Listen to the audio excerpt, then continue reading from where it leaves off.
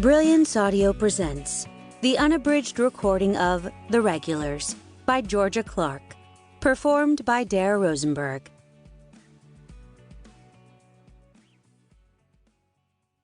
Part 1. Foundation. 1. Despite her mother's impassioned insistence to the contrary, Evie Selby had never thought of herself as beautiful. There were moments when she felt cute, some high-angle, low-light selfies that made her dyed black hair and small, intent face look pixie-ish, even sweet. There were moments when she felt cool, the day she started wearing the thickest black-rimmed glasses she could find, the night a line of poetry was inked into her pale forearm. But beautiful? No. That was the domain of women with evenly placed, oversized features, with hair like horses' manes and bodies like foreign sports cars, angular, flashy, quietly powerful. Women like the smirking, self-satisfied model who was emblazoned on one of the glossy page proofs that were tucked under her arm. If only she had a quarter, a fifth, an eighth of that woman's allure, Evie might feel more confident about tonight's date. Stop it, she instructed herself. She pushed her glasses up her nose and drew in a breath of summer, thick city air. You are a goddess. You are a catch. You are, like, the outcome of every self-help book ever written. And, she realized on checking the time, you are also late. She was supposed to be at the Wythe Gallery 3.5 minutes ago. Despite what those on the happily coupled sidelines might think, 99% of online dates weren't exciting enough to be fun or nerve-wracking enough to be adventurous. They were just awkward, boring, an hour of small talk with someone you'd think twice about saving from a burning building. Online dating was like Russian roulette.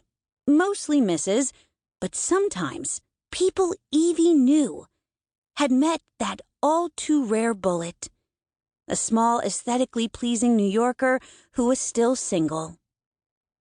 Maybe tonight, Evie thought, is the night I blow my brains out. The gallery was only half full. Even though it was a Monday, she'd been expecting a bigger crowd, if only from the cachet of Willow's last name. A mere smattering of Brooklynites clad in sheer skirts and vintage bow ties stood chatting in front of her friends' pocket-sized experimental photographs. And they all seemed paired off.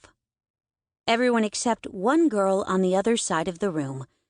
About Evie's height, but thinner, smaller. Dark hair fell to her shoulders. She was dressed simply in a t-shirt and skinny jeans. When she turned to look at a photograph, Evie's jaw loosened. Totally cute. Totally Ellen Pagey. Impossibly, Quinn was even more attractive in person. Panic coursed through Evie's veins.